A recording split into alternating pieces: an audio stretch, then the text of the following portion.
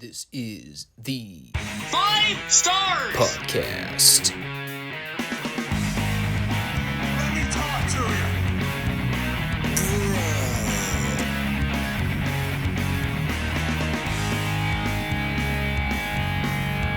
This is such good shit.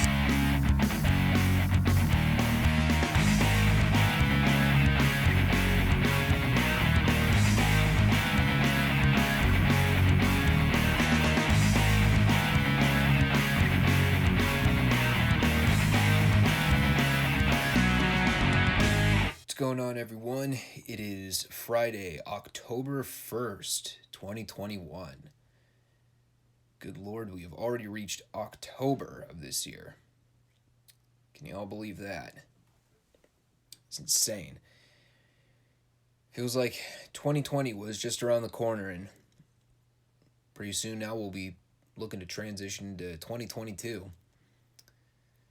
A lot has happened over the last year or so, especially in my life. Anyway, if you're here watching, you've currently tuned into the Five Starr Wrestling Report.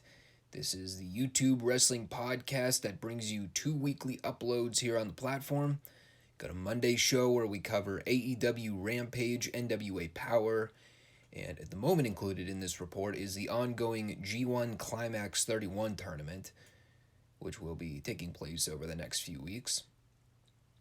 We've also got the Friday show where we cover AEW Dynamite, NXT TV, and more coverage of the G1. If you're watching for the first time and you want to support the channel going forward, make sure you do me a favor and subscribe, like the video, and comment.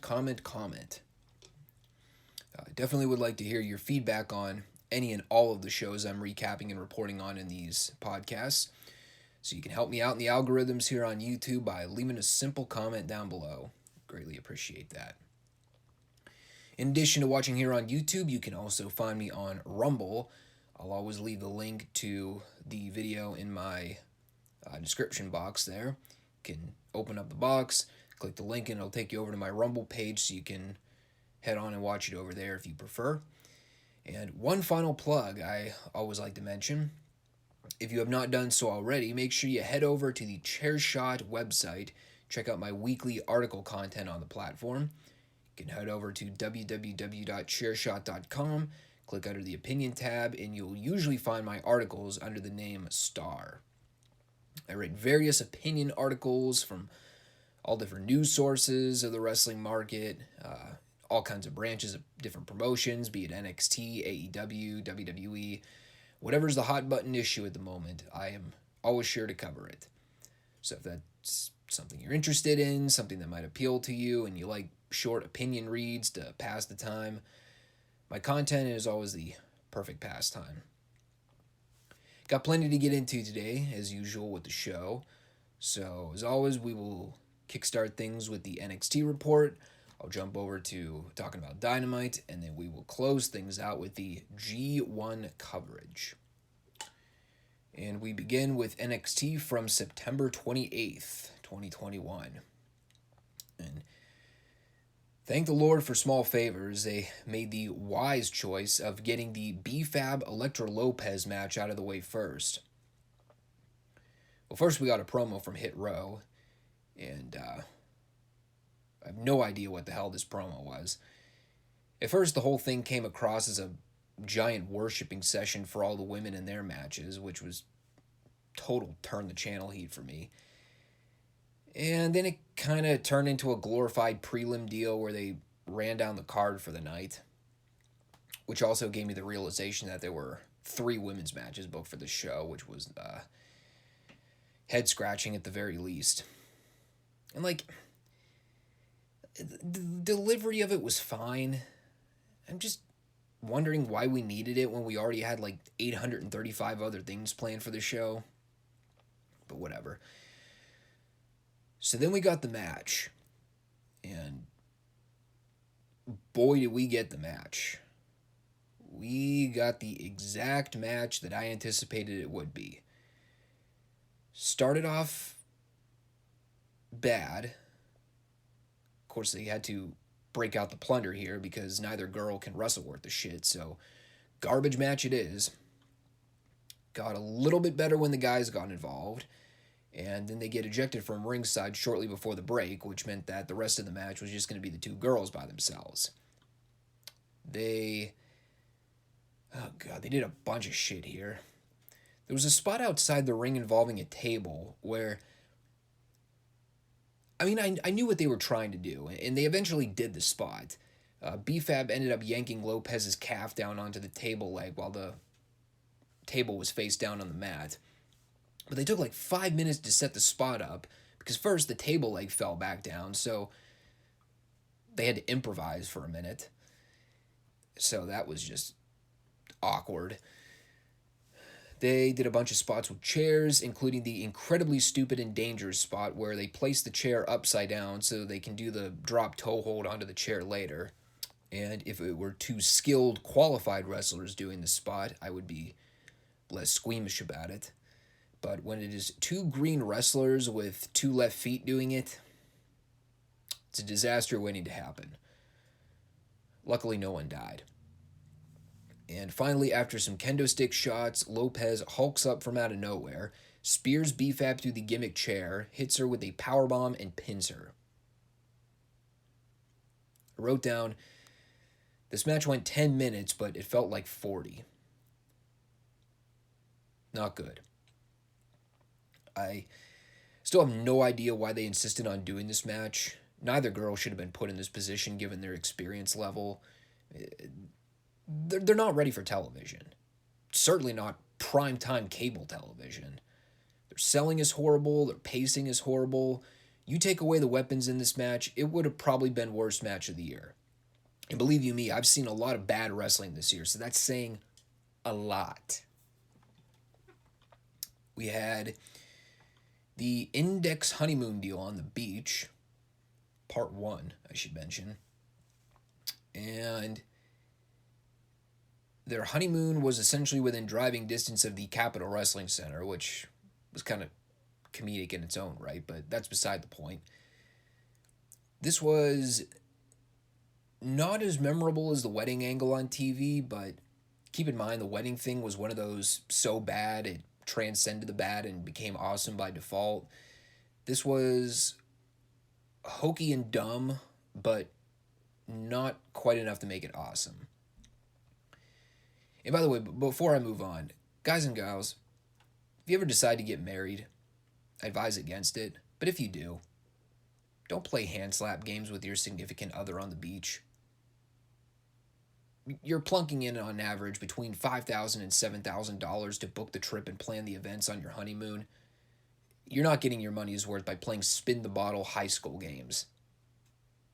Just something to think about. Not that I'm a dating expert or anything, but... And we had this Joe Gacy promo, and apparently there was this huge controversy over the Joe Gacy character getting canceled, given all the backlash and outrage on social media over his promo last week, which, sounds about something you'd see radical left-wing extremists do when someone's trying to poke fun at their woke-minded culture. Now you know why he's the heel. Of course, it's one of those characters that only Vince finds amusing because, A, the leftists are going to naturally oppose it because it makes fun of them and the leftists have no sense of humor. B, the moderates, libertarian, conservative types are going to be ambivalent about it because they know it's all just a bunch of blanket statement satire with no meaning behind it. And C, the wrestling fans aren't going to care about it because we don't care about WWE writing for a woke character on television. We just want to see good quality wrestling. Apparently that's too much to ask for. So really, other than Vince getting a good hearty laugh out of poking fun at the woke culture, what does this gimmick appeal to? All of this is an extraordinarily long-winded point to get to the conclusion that Joe Gacy hasn't been canceled. So get ready for more safe space promos. Zion Quinn versus Oni Lorkin. Well, good to know Lorkin still exists. Kind of figured with him and Birch getting laid out a few weeks back, they were being written off of TV. Of course, Lorkin being booked as a job fodder isn't all that surprising. I thought Quinn had a decent showing, though. He's still green as goose shit, but, having him in there with a guy like Lorkin who can bump and guide him along is probably a good thing. Up next was MSK, who, yes, mind you, are still the tag champions. Kind of forgot about that. Got a promo deal where they were calling out any and all challengers. We had the grizzled young veterans come out to do a spiel, which was followed by Carmelo Hayes and Trick coming out to do a spiel, which was followed by Josh Briggs and Brooke Jensen doing a deal. And if you just copy and pasted this exact segment, you could fit it on a Raw and it would blend in right with the rest of the programming. And by the way, this is all done to set up an 8-man tag for next week's show, probably with the end goal in mind being to set up Carmelo and Trick for the title match soon, which would probably be their best option at this point. Then we had this Toxic Attraction versus Io Shirai and Zoe Stark title match.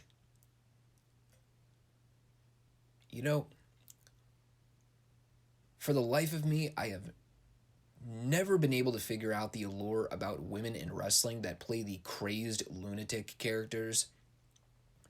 Every time I look at Gigi, she's always got that look on her face like she's one circuit fuse away from a raging explosion. Can't tell what it is about dudes that like the crazy woman, but to me she just comes across as one fry short of a Happy Meal. Or that she's trying to squeeze a big turd out of her ass. Either way. Her wrestling is also not very good. JC's got some decent looking chops. I'll at least give her that. For the most part, though, this was Io and Zoe carrying the action. We had the sequential diving deal before the commercial break, all of which looked relatively bad, excluding Io's moonsault. They did some more stuff for a while. Zoe got a hot tag. Things kind of broke down toward the end. Zoe and Mandy got into a face-off on the outside, and it took about 30 seconds to type some catch-up notes in, and I totally missed the finish where Io hit JC with a top rope moonsault and pinned her. So that was that match. Kind of sloppy, kind of all over the map, went way too long. To an extent, I was actually kind of surprised that Gigi and JC didn't win the belts here, just because of how heavily they're being pushed right now. I presume their end goal is to put the singles title on Mandy in the future. So I don't know if they do the rematch with Gigi and JC winning the belts soon, but I have to imagine at some point all three girls will end up with the titles. At least that would be common sense booking if you want this faction to get over.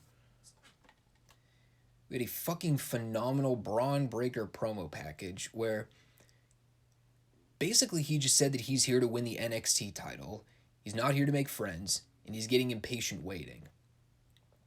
And Braun, of course, said this with much more inflection. In fact, so much so that he actually sounded like raging Scott Steiner for a minute. And I'll tell you what, if Scott Steiner's giving input on Braun Breaker's promos work in the future, oh my god, the magic.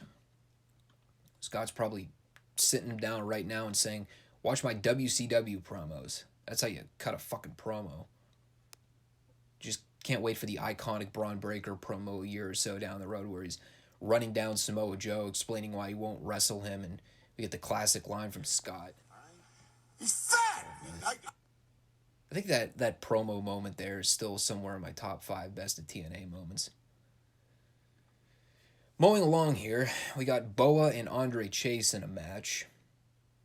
Andre is now wrestling in Coach Athletic Leisure. This was bad. We had part 2 of the Index honeymoon. And I guess I should point out here that there was an ongoing theme to these honeymoon skits. Johnny and Candice, who, yes, by the way, were with Indy and Dexter on this honeymoon. Lord knows why. Anyway, they're all worried that Dexter and Indy were going to fuck. And no, I'm not joking. That was the entire premise of them tagging along. They were afraid poor old Indy might have the baby rabies. So Johnny scares them off the beach by pretending to be a shark so that I guess Indy and Dexter wouldn't mate in the water or something. So once Johnny gets back up to his room, he tells Candace that everything's under control and that they're headed back to the room. Candace is essentially like, you do know that they're probably just going to end up plowing in the room, right? Of course, she didn't say that directly. Anyway, so Johnny ran to their room, started rummaging through their suitcase, only to find a wad of condoms. And long story short, Indy and Dexter make it back to the room. Johnny hides in the closet. They jump on the bed and start a pillow fight where Indy's making every sexual innuendo in the book.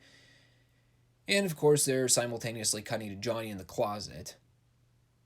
Which, by the way, how many fucking camera crew members did Indy and Dexter bring on this goddamn honeymoon? They really don't care much about privacy. And I'll admit, the segment sucked. Right up until the last 20 seconds or so, as Johnny Gargano tries to sneak out of the room from the closet, and Dexter and Indy are resting on the bed. Dexter's eyes bug open, looks at Johnny, gives the classic thumbs up, pulls out the string of condoms from his pants, just to ensure he's fully protected. And yes, I did laugh. But I still stand by what I say. The segment was still dumb. And by the way, just in case you didn't watch the show, because I know sometimes my dry exaggeration can come across as confusing at points, I am not making a single thing up here. That was virtually every detail of the entire skit from start to finish. And if you asked me who this was designed to appeal to besides Vince, I couldn't tell you. Roderick Strong and Grayson Waller had their match for the Cruiserweight title. Love Roderick Strong, have nothing against him, but I barely paid attention to this match. I remember Waller jumped Roddy before the bell, which is always something you should do when you want to get your baby faces over. And this prompted a moment in this match where Beth was arguing with Wade and Vic about cheap shots being unnecessary in NXT. Right. Coming from the same show where there's fucking brawls and run-ins in virtually every match. But for some reason, this cheap shot bugged Beth. Anyway, like I said, they did stuff for a while. I took practically no notes on it. And somehow Roddy won with a knockout blow. How long does Roddy have left on his contract? Does anyone know? That guy desperately needs to get the hell out of this company and go back to Ring of Honor or something. We got LA Knight doing something on the show, which was greatly needed. Apparently him and Odyssey Jones are going to wrestle next week. Cool. We had some interview with Trey Baxter and Cora Jade, who, I don't even know what the fuck they're going for here. I think the idea is Trey's got an insecurity problem. Cora's trying to be the sympathetic cheerleader for him.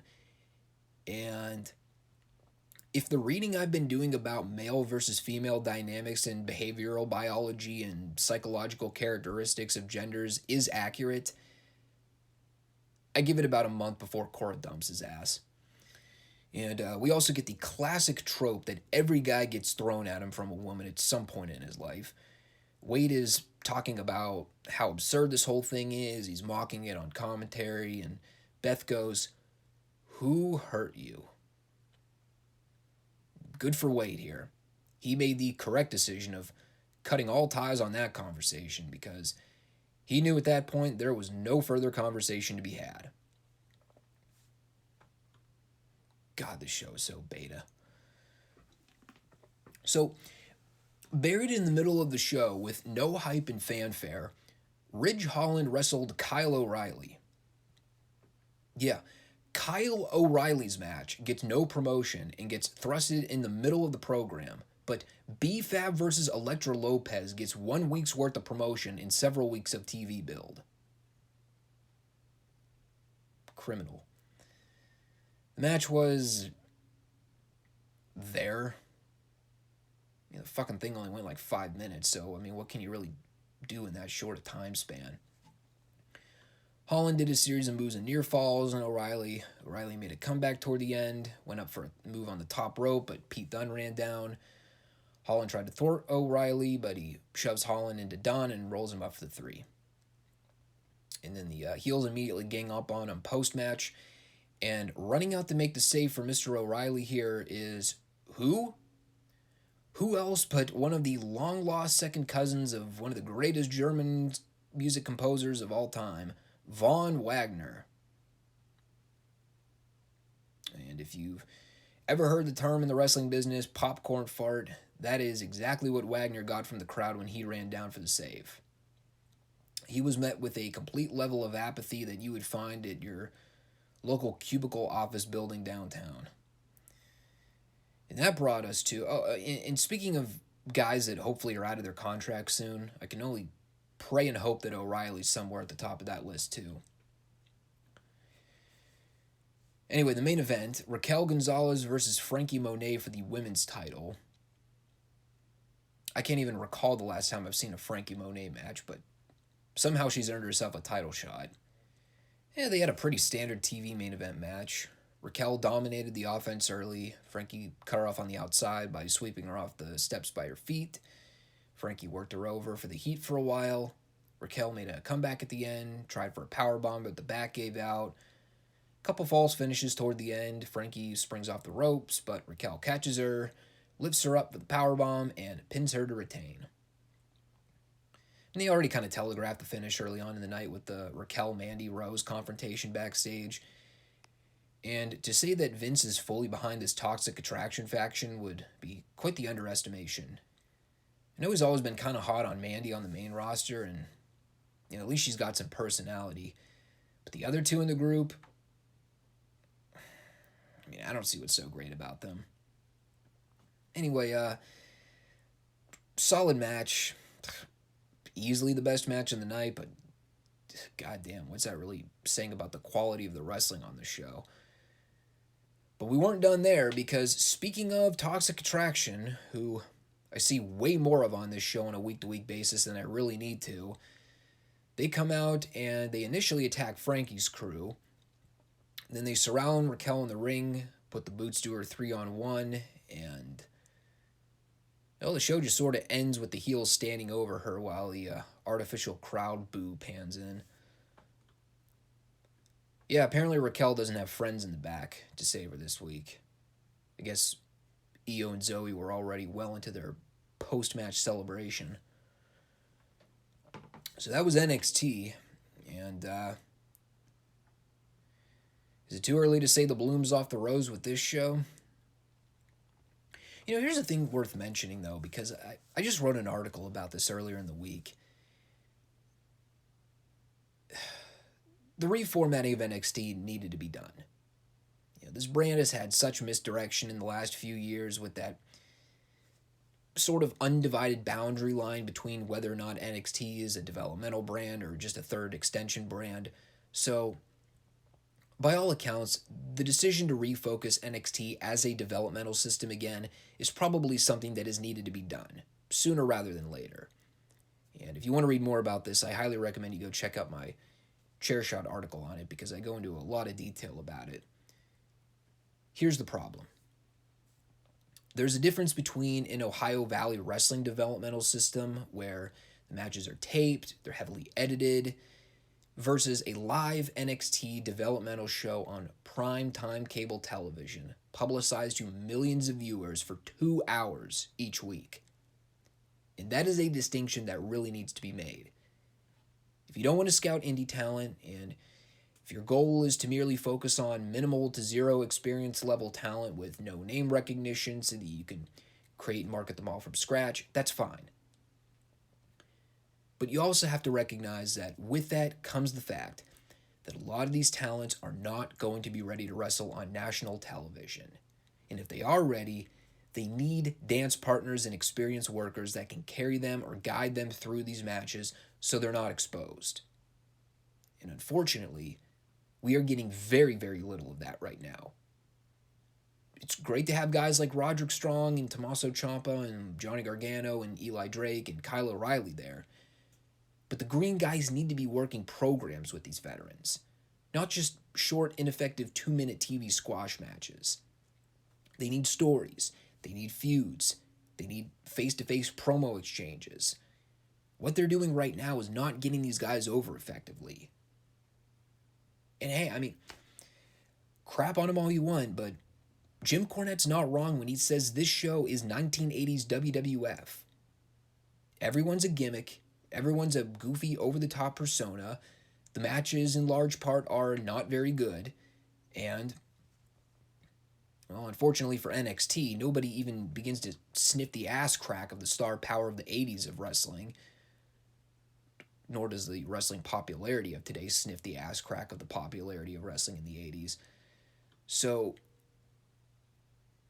I mean, as much as I have my problems with AEW's programming, and rightfully so, don't think that NXT is excluded from that conversation. Because they got plenty of bugs in the system that they need to work out right now. Anyway, moving along here. Let's go over AEW Dynamite from September 29th, 2021. And this show was dedicated to Luke Harper. Brody Lee. And, at first, I wasn't sure what the occasion was, because when I read the show was going to be a tribute to Brody, I was like, well, Brody's death didn't happen until late December last year. I think it was on my birthday, believe it or not. But then I did a little more digging, and I was like, oh, okay, that makes sense. They were in Rochester, New York. Brody's hometown is in Rochester. I get it. And, of course, they took some time to plug the John Huber Legacy Foundation. That was nice. I definitely wish them the best with that. So we begin the night with Adam Cole versus Jungle Boy. We also had CM Punk being saddled with desk duty for the show. Believe me, I'll take Punk on commentary over Jericho any day of the week. This was a good match with the usual complaints that I always have about AEW matches. The one benefit in Jungle Boy's favor was that he was working with Adam Cole here, who understands pacing, understands storytelling, understands selling, understands facials. You know, he can carry Jungle Boy here and slow him down whenever he may want to try to rush through things. Wasn't all perfect, however. Problem here is that we kind of had two jostling ideas going back and forth in this match. Whenever Cole was getting the heat on Jungle Boy and he was controlling the pace, it was great. Jungle Boy, he's hit and miss, man. Sometimes he gets it right with the fiery babyface comeback, and other times he was doing a couple things, and I'd be like, yeah, there's work there that needs to be done. I still think he rushes way too briskly through transitions. The one spot that immediately comes to mind, and this was like at the midpoint of the match where you think Jungle Boy should be selling fatigue and selling the effects of the beatdown and the heat, but he hits Cole with the Poison Rana move, which I still can't believe is not a fucking finish, but we'll discount that for time's sake. But he hits the Poison Rana, then he hits Cole with an elbow off the ropes, gets an ear fall, and then immediately, without hesitation, he picks Cole up on his feet, hoists him up for some kind of modified Death Valley driver, and gets another 2 count. It was like bam, bam, bam, bam, bam, with absolutely no attention to facials or reactions. Now, the spot a few minutes later, where Cole hits the Panama Sunrise, Jungle Boy rolls out at 2.5, and they pan the camera in on Cole's shock reaction. He's looking at Aubrey like, are you fucking kidding me? That was great. That's how it should be done. Unfortunately, it's just something that Jungle Boy hasn't really grasped the concept of yet. I love the Hurricane Rana he did to Cole over the top rope. That looks sick, but what was the problem? Well, he was up on his feet less than 20 seconds later to throw Cole back in the ring just so Cole could hit him with a super kick. A move that should have transitioned into a teased double count out where both men have to struggle to get to their feet to beat the 10 count at the last possible second. You see what I'm saying? It's like Jungle Boy's getting there, but boy, does he have a lot to learn. But I will say this. Cole was the perfect dance partner for him. I echo what I said on Monday, man. When Cole's working on his own and he doesn't get shackled to the beta bucks, he's great. That's why I kind of wish they didn't immediately jostle him into that group from day one and just let him do his own thing for a while. I kind of went back and forth on the finish deal, whether I was okay with it or not. I don't know if Cole should be using low blows to beat someone like a Jungle Boy, especially when he's only 3 matches into his run. But if they use it as story context to set up a rematch down the line, okay, I'll accept that. By and large, good TV match, but a lot of issues that need to be addressed. And probably issues that will only be addressed by a minute number of fans out there that don't have AEW blinders on. And speaking of the Beta Bucks, it is only befitting that we'd have to see the elite ass hats on this program at some point. Basically, the best way I can sum it up is whenever they attempted to do their cringe comedy, it was about as brutal as you imagine the elite comedy skits would go. And from the point that Kenny Omega got on the mic and targeted Bryan Danielson, segment was great. And I'll say this, because, I know I've been rather harsh on Kenny in recent times. He had a good promo here. Kept it straight, told Danielson he couldn't get the job done, there's no rematch for him in the future, and he can go pound sand. And, of course, that brought Bryan out, tried to pump up the crowd for the rematch, and a bunch of babyfaces ran down to run the heels off. And we now have AEW's newest t-shirt on the market, Kenny No Balls. And if AEW actually went out of their way to market and sell something like that on AEW shop, I might consider buying it. If they offer it in slim or muscle fit extra small. Because that's about the only style of clothing I'm comfortable in. We had a promo deal with the Lucha Bros and Andrade where if anyone can recall a single word or phrase that anyone made in this segment, I'll give you $100. We had Dante Martin and Matt Sydal versus Cody and Lee Johnson. Well, congratulations, Arthur Ashe crowd. You have prompted the newest cool fad for wrestling fans all over the country. Let's all boo the shit out of Cody at every possible turn. And if you want to hear further elaboration on that whole deal, just go watch my recap of the Malachi Black Cody match last week. I go into monstrous detail about the inevitable booing epidemic of Cody Rhodes. Anyway, don't really have a whole lot of input here. A lot of sloppiness in this match. Again, guys working way too fast, way too spot-oriented without giving anything a chance to breathe. The other issue here, though, was I think they had too much they were trying to do here at a given time. The focal point of this match should have been all about the dissension with Cody and the Nightmare family. And they did that to an extent, but the problem was that Dante is getting over pretty quickly. So instead of the focus being strictly on, what's going on with Cody and Lee, the focus was on, hey, look at Dante Martin doing all that gravity-defying incredible shit. So I don't really know if the match came off with the right intent. I'll tell you what, though, that post-match promo from Arn was fucking dynamite. Yes, actually, pun intended on that one for a change. And him telling Cody that he hasn't had his head on straight, he's let his guard down. The difference between him versus someone like Black and Arn is that, whenever Cody meets a threat, he immediately backs down from it. Whereas if Arn was in a situation where someone was trying to carjack him, he'd pull that pistol out and blow that fucker's brains out. And essentially tells Cody to kick rocks while he and Lee take off together. Yeah, that was a hell of a promo. Hopefully someone in the back was telling all the young boys to watch that on a loop and learn how to cut a halfway decent promo. We had a 6-man tag with Darby Allin, Jon Moxley, and Eddie Kingston beating Bear Country and some other generic geek who I didn't even write down his name. I actually mistook him for Trent for a minute. I've seen a handful of Bear Country matches. They got a cool look, but AEW never does anything with them, so it's like, who cares? Kind of a waste of time. We didn't need this on the show. Although I did admire Sting for making sure he got his 10 seconds of fame in by dropping the skinny jobber with the death drop.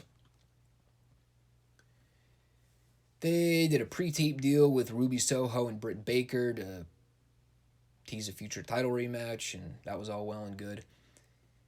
Then, in an announcement for a match that I actually had to rewind because I thought that Justin Roberts was joking, he wasn't. A 16-man tag match with all the Dark Order and Orange Cassidy versus all of Matt Hardy's Job Squad. Good fucking lord. And worst of all, it wasn't even a fucking Survivor Series match. It was one fall to a finish. It was every PWG multi-man clusterfuck you've ever seen where a bunch of guys are just doing moves. Everyone's on an even playing field in terms of star power. It's one giant indie beat-off session. Or actually, I think the correct term in the wrestling that's more apropos is outlaw. It was literally a moment where a guy from the Hardy Enterprises was in there. I've never seen this man before. I had no idea who he was. And I guess because I had nothing else better to do, and God knows I was paying attention to this match, I went to look up who he was. Apparently his name is Jorah Jal. I beg your pardon? By the way, just so you know that I'm not the only one that was making a mockery of this match, CM Punk could not have given two shits less about this on commentary. Flippy McGillicuddy. It's a great way to sum up every wrestler in this match. And by the way, if CM Punk could remember 3 wrestlers in this match off the top of his head, I'd be very surprised. Had a couple more pre-tapes strewn throughout here, one of which was something involving Leo Rush, who apparently still exists. Had a very brief Dan Lambert, Ethan Page, and Scorpio Sky promo. Didn't really do much other than give Page and Scorpio a chance to talk, but they both had solid promos. Didn't know a whole lot about Ethan Page before he showed up in AEW. I remember he did a little bit of work with Impact, but other than that, I haven't really seen too much of the guy. I wasn't really a fan of the Darby Allin stuff he did a couple months back, but dude's a solid promo. He's got a hell of a personality and a lot of charisma, so that's good. I guess I just kind of wish they had a chance to work on their own as singles guys instead of being wedged into this top team thing. Plus, I guess the other thing is, like, Ethan Page is a rarity on this show where he can actually cut a good promo. So it's like, why would you align him with a guy, a manager, a mouthpiece that can talk for him when Ethan Page is perfectly capable of talking himself? Just doesn't make a whole lot of sense to me. Apparently, Serena Deeb is going to be back next week to wrestle Hikaru Shida. Looking forward to seeing Serena again. Sure as hell looking forward to that match over whatever in the hell they tried to shun out this week with this generic interchangeable blonde squad. A match that I, once again, skipped. And I implore you, I dare you, try to even tell me with a straight face that this is any good. I'm waiting. It's amazing to me. AEW has Thunder Rosa, Serena Deeb, Britt Baker, I guess Ruby Riott. And who are the women getting featured right now? 4 generic-looking female blondes that all can't wrestle worth a shit. People say Vince McMahon has an obsession with blondes. Then we had this MJF Darby Allin confrontation. It only took him 2 years to figure it out, but holy shit, someone finally got it. Hey, you know what might be a smart idea? Let's have MJF go out and cut heat promos every week, because he's really good at talking. Do you think? Of course, he's out there doing his thing. Shit talking the locker room, shit talking the crowd, the whole 9 yards. Tony's on commentary shooting great one-liners the entire time. And if he were 20 years younger, I might actually advocate for an MJF versus Tony Schiavone fight on pay-per-view. Anyway, this all led to Darby coming down, and brace yourselves, people. He has a microphone. And, well, Darby did say words here. But if there was one guy that Darby really did not need to get shown up on the mic in front of, it was MJF. So MJF's making fun of the whole school shooter, drugged out skateboard look. Tells Darby it's okay being number 2. Brought up the whole story about, the reason Darby's a straight edge is because his uncle tragically died in a car crash while he was intoxicated. And Darby was unfortunately in the car when it happened. And, well, then Darby just kind of flatlined everything by telling MJF that he can't break him mentally. And then MJF and Wardlow leave. Huh? I mean, okay. Kind of an odd way to cap it off, but I mean, the material was good. I know MJF's pushing some unsettling boundaries, but I'll give him credit. He's at least going all the way with it and showing balls while doing it. At least sounds like something the MJF character would say. Darby got pretty exposed here, but you know what? I won't crap on it too much because he needs to learn how to do this. Even if the Darby character is pretty soft-spoken and barely does promos, he still needs to be put in these kinds of positions to learn and grow as a well-rounded talent. Like I said before, Darby's not really my cup of tea, but he has a kind of natural appeal that a lot of people gravitate towards. So if he's going to be someone that AEW wants to put their stock into, Darby needs to be able to perform at the level of those main event or upper card guys. And if that means he has to stumble on some roadblocks along the way, so be it. At least he's doing the work, which is a great quote that I hope every person lives by each day. And our main event for the show, thank God, Miro and Sammy Guevara for the TNT Championship. And boy, this match almost made the entire show worthwhile. God, Miro is such an underrated worker. That guy just gets it. He is a natural pro wrestler in every sense of the word. He knows how to get heat. He knows how to play to the crowd. He knows how to make his offense mean something. He's got the facials down packed. He's just great. By the way, I didn't catch this. Maybe it happened during the break. Did the crowd really start a "We want Lana, no we don't" chant? If they did, they get brownie points from me. But there were a lot of things to like about this match. Miro controlled the bulk of it. Sammy worked from underneath pretty much the entire time.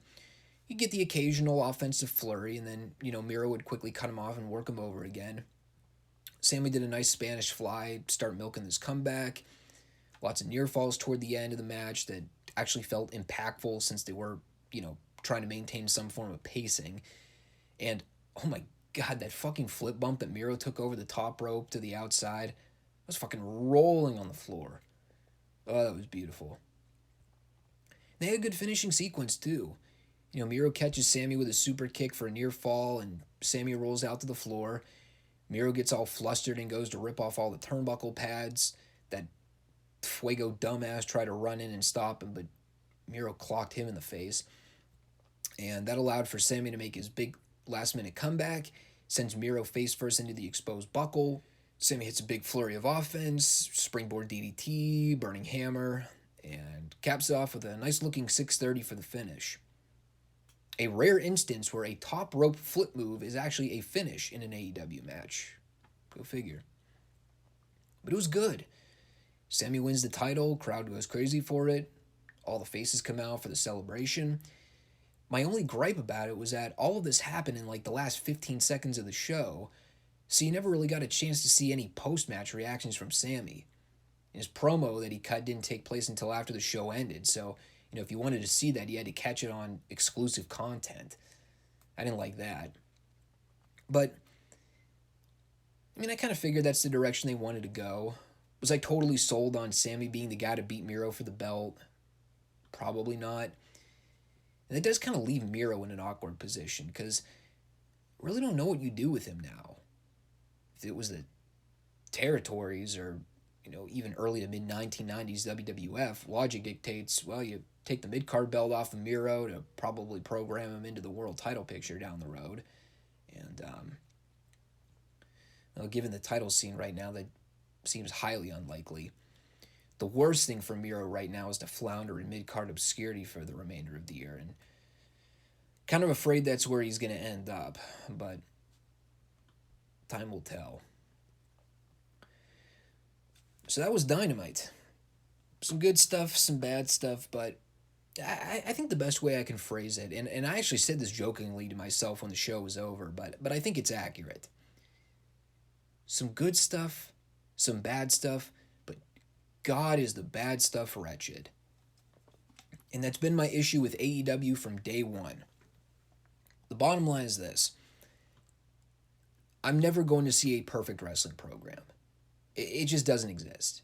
It is not humanly possible to book a consistent 2-hour wrestling program that appeals to you in every way, shape, or form week after week, despite what the AEW numbnuts might try to convince you otherwise. The problem for me is that the bad stuff on the show just sticks out like a sore thumb because of the fact that it's just beyond vile. The indie spot fest crap, the garbage women's matches, everyone worried more about trying to get their shit in instead of learning how to be an effective and competent pro wrestler, the breakneck pacing on the show from start to finish, trying to get way too many people on television at one given time. These are the types of things that go beyond something that's just, a bad wrestling match, or maybe a segment coming off flat or not being as effective as it should have in execution. And certainly a lot can be said about that comment I just made about trying to get way too many people on the show at a given time. You ever hear the old cliche in the business, when you try to spotlight everyone, you end up spotlighting no one? There's a reason that statement has carried a lot of weight over time. And granted, from the literal sense, the statement doesn't jive well for a lot of people because they see everyone getting featured on TV in some capacity and they're like, well, everyone's getting spotlighted, so there you have it, it's effective. What they misinterpret is the statement's actual meaning. The idea that because you're trying to feature too many people on the show at a given time, nobody stands out and nobody has a chance to rise above the pack. The end result? Everyone blends in. So, I'll reiterate what I said to close out my NXT report because they kind of go hand in hand. There's some good things going on, but there's plenty of issues they need to keep working on and address. Anyway, let's close things out with the reporting of the G1 from nights 6 and 7. We will begin with the night 6 B block rounds. First block of the night was Evil versus Tai Chi. Had a real unnerving moment a couple minutes into this match where one of the Japanese announcers, I think they said his name was Osaki, took a real nasty spill over the announce table, and he either cracked his head on the bleachers or came within short distance of doing so. And I know I made the joke about the whole ringside crew taking bumps from the wrestlers whenever they get slammed into the guardrails and stuff, but I mean, at some point you got to wave a red flag and say, maybe it's too much. I mean, it looked like he was fine, but real scary moment. And then, of course, the same thing ended up happening to the poor timekeeper a few minutes later. God, I hope these guys get a bonus pay. And to tell you the truth, the ringside bumps were probably the most notable thing about the match. There's a lot of interference from Dick Togo, which, I mean, judging how it was a Bullet Club match, that was probably to be expected. But as far as action goes, not a whole lot going for it. They did draw attention to the fact that Tai Chi's been wrestling pretty straight lately, which is probably a good contrast considering he was in there with Evil, who, I guess because he's now aligned with the Bullet Club, he can never just win a match clean because he's a heel. And, Tai Chi was pretty much working as the babyface by default, but he at least got the crowd behind him, so he did a solid job there. And the finishing sequence was kind of cool too, I'll admit. Togo ended up grabbing a hold of Miko on the outside. Evil laid out Tai Chi with everything is evil. And then he ended up, or with Togo holding Miko by the hair ringside, Evil put Tai Chi in the sharpshooter, and then the ref forced the stoppage. That was cool. But, as a match, aside from the timekeeper and commentary team getting creamed by the wrestlers, couldn't tell you anything of note that happened in this match aside from the finish. Up next was Chase Owens versus Sonata. I like the story early on where Owens was trying to put Sonata in the Paradise Lock, and Kevin Kelly's like, yeah, that's not how you do it. So of course, Chase thinks he has Sonata trapped. He turns the showboat to the crowd, and then Sonata springs up to his feet, and Chase realizes that he's up, and he just goes, damn it. A rare instance of comedy in wrestling that actually felt genuine. Take note, WWE and AEW. Chase does have a natural tendency toward, something that would coin the AEW syndrome, but it's moreover just a problem with American wrestling anymore, where guys are just way too quick to jump from move to move and just have no concept of effective selling. Not sure if I really dug the whole back-to-back visual pin ref bump spot, but that would probably be my only real gripe about the match. Both guys did some quick pin exchanges toward the end. Sonata ended up catching Owens in the skull end, waited for him to basically pass out so he could go up and hit his moonsault for the 3. Still don't really understand the rationale for that transition when Sonata could easily just win via submission or ref stoppage, but whatever. Solid match, nothing to write home about. Then we got Jeff Cobb versus Hiroki Goto, who I think it was Kelly on commentary that noted Goto looked like he was more suited in his gear to go retirement golfing than wrestle. But that's beside the point. Main point is, guys, unless your name is Arn Anderson, don't wear polos in wrestling television. Makes you look 60. Overall, good stuff from both guys. Not rocket surgery or anything, but Cobb's a fucking mad powerhouse, so anytime he's in there tossing Goto around like a sack of potatoes, it was pretty entertaining. Kind of seemed like they were trying to play up the idea that Goto was either not up to Cobb's level or that he just hasn't been at his best lately, given his record in New Japan this year. They've been booking Cobb like a machine in this tournament, so unless they have some radical plan shift from now until the end, kind of looks like they're going in the direction of having Cobb go all the way in the tournament to face Okada in the B block, pretty much undefeated. And if they keep Okada without a blemish on his record too, that match will have some pretty big implications. So, yeah, they got some good story they're cultivating here. Cobb ended up going over with Tour of the Islands. Pretty simple finish. Then we had Hiroshi Tanahashi and Tama Tonga. This wasn't bad. I just had a hard time getting into it.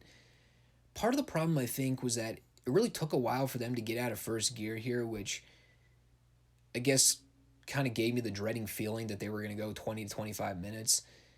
But then they just kind of rapidly picked things up around the 10-minute mark, and the match gained a little bit of steam. And Tonga did a lot of cool things I haven't seen before. I like the Tongan death grip spot. I'll never shit on anything that pays tribute to Aku. Last few minutes were pretty good. Right up until about the point that Tonga tried to steal Tanahashi's sling blade and high fly flow combo against him. And it all boiled down to the point where Tonga hit Tanahashi with a stun gun, but instead of executing the pin immediately, he sold fatigue for a little bit, crawled over, and tried to get the pin, but then Tanahashi immediately schoolboyed him and stole the win. Like I said, it took a while to get going, but by the end it was passable. Tonga has a very Americanized way of conducting himself in the ring, but I think whereas a lot of wrestlers here in the States just take it to the extreme with the goofy mannerisms and everything, Tonga at least has a nice balance between the hokiness and knowing when to actually play things straight. So I can appreciate that. And he's definitely bringing more to the table right now than Tonga Loa in the A block. So yeah, it's good to see Tonga shine on his own here. Most of the work I've seen from him has been centered around tag team wrestling. So having the chance to watch him do his own thing as a singles guy, it's pretty refreshing. And that brought us to the Night 6 main event of Yoshi Hoshi versus Kazuchiko Kata. I know I kind of shat all over the Evil Okada match from the other night for, at the very worst, being a mediocre to boring main event. I'm not going to say it ever reached that level for me here, but I still didn't really dig this like I probably would have wanted to. And again, maybe a lot of that can be attributed to them trying to drag the match out for far longer than it probably needed to be.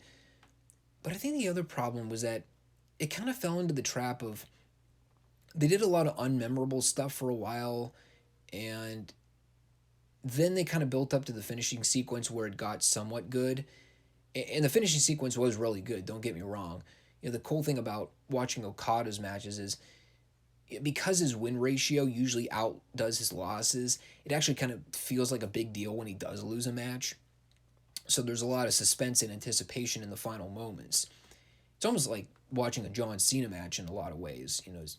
I think it's why people still remember Punk's match with him from 2011, the Kevin Owens match from 2015, or maybe even to a lesser degree, AJ Styles beating him clean at SummerSlam, whatever year that was, 2016, I think.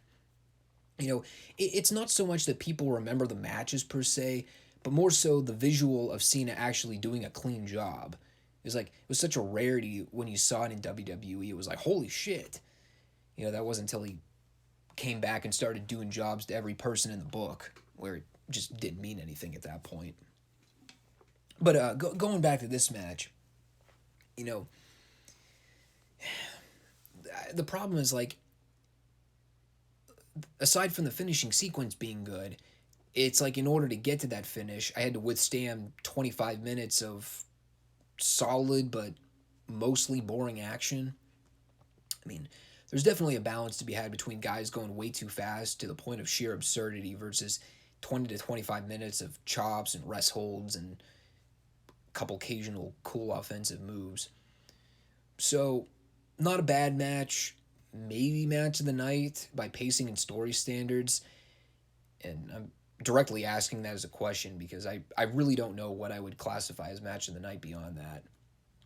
Well, a lot of the finishing sequences on the show were good. If I just watched the last 5 or so minutes of all the matches, I'd probably be raving up the show like it's the best thing I've ever seen. But it just 2 hours of junk in between that was pretty much hit and miss all night. Probably the weakest show of the bunch by far. And transitioning over to night 7 with the A block, knowing I was going to be skipping over the Naito Buffer match, that meant that I only had to watch 4 matches on the show, which was a major plus. So the first match I watched was Tonga Loa versus Tomohiro Ishii. My man Ishii. And they had a pretty fun big guy hoss fight. Also became pretty apparent to me early on just how tiny Ishii is. Not like bulk size-wise, but just height-wise. He's a very, very short man. But they both worked hard. We had the vintage spot of Ishii standoff, forearm exchange, and crowd usually eats that up. I generally don't have a lot else that I wrote down. One of the things you're probably noticing too, if you've been watching the podcast consistently, I usually don't take extensive and copious amounts of notes for New Japan matches, mostly because while the action and the ring action is competent and good, it's like every match kind of sort of has the same flow a lot of the time with very few exceptions. So it's like, unless there's an angle or some kind of notable spot worth mentioning, it's like there's not really a whole lot to elaborate on. Ishii ended up going over with the brainbuster. Lowe was a pretty good athlete, but when you do the side-by-side with his brother, Tama's clearly far and away above Lowe right now, just in terms of ring presence. But again, it is cool to see the Gorillas doing their own thing instead of the usual tag matches. Up next was Zack Sabre Jr. and the Great Okan. Definitely a stark contrast to the opening match I just watched, that's for sure. First time I ever recall seeing blood in a New Japan match, interestingly enough. Note to self, wrestling Zack Sabre Jr. may cause nosebleeds. Lots of jockeying back and forth for position in the early goings. Most of the early offense here was Sabre controlling the action with holds and takedowns, and Khan was struggling to gain any form of traction. there was a deal during the middle part here where both guys were just sort of letting the other lean into each other offensively with punches and forearms, where they just kind of put their hands behind their back, which was kind of dumb. But aside from that one little nitpick, I mean, I thoroughly enjoyed what they did. Khan ended up getting caught in the triangle to force the immediate tap. So again, they're having Sabre, basically ransack the entire block by racking up submission wins. And again, I like the idea that he's not utilizing the same hold in each match to keep that element of suspense in the back pocket. So really good stuff from Sabre thus far in the tournament. Although I guess the one downside to all of it is they're making it so clear cut that Sabre is going to end up winning the A block. You're almost expecting either a swerve at the last minute or, I don't know, something to throw us for a loop. Because the way they were booking him right now, it's like, well, if he does win the A block, it's kind of predictable. So, we'll see. Although they did play up a recent match that Sabre worked with Okada over the IWGP title a couple of years ago, so perhaps that is foreshadowing. Then we had everyone's favorite clown of the hour, Toru Yano taking on Kota Ibushi. Ibushi won. Thank God it was painlessly short. And then we had the main event of Kenta and Shingo Takagi. Real solid main event for the most part. They went to the arm injury angle right toward the beginning for a change, so Kenta was basically working Shingo's arm for the entirety of the match.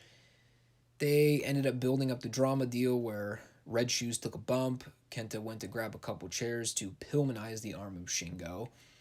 Ends up locking in Shingo with the game over, but Shingo grabs the ropes. Eventually, Shingo makes a big comeback, plants Kenta with the pumping bomber for a near fall. They did a couple more spots. And finally, Shingo puts Kenta away with the last of the dragon for the 3. So, good story throughout the match here. Although I did kind of find myself nodding off a little bit toward the end, but that might also be because I was watching the show around midnight, and I was just fucking exhausted at this point. So maybe there were a few things I missed along the way of noting, but boy, when that 3 count happened, I was super stoked because I could turn the show on. I'm like, great, Shingo won. I can turn the show off now and go to bed for the night. And overall, for me, I would say Night 7 was definitely more definitive with saying Kenta and Shingo was probably match of the night, and I don't even think it's close. Definitely a better showing than the B block from Night 6, but again, in comparison with the 2 A block shows I've seen so far, probably the weakest. The only thing that I know works with my benefit with the A block right now is because of the Naito situation, I'm pretty much guaranteed to skip a skippable prelim match that I don't have to watch. Plus, the other thing is if Toru Yano is wrestling, I can at least know that the match will either be short or I won't have to pay all that much attention to it, so I can just recycle the same verbiage each time. Yano sucks, the match sucks, next. Very simple. And the day that Toru Yano has a notable main event caliber match worth my discussion will be the day I drink my own vomit. And on that rather disturbing note, as we wrap things up on the show this week, guys, if you want to support my channel going forward, please make sure you subscribe, comment, and rate the video. Check me out on Rumble if you want a secondary location to view my content. Link for the video will always be in the description. Check out my article content on the Chairshot by going over to www.chairshot.com. I'll be back on Monday to cover AEW Rampage, NWA Power, and G1's Night 8 and 9 rounds. Until then, take care all. Peace.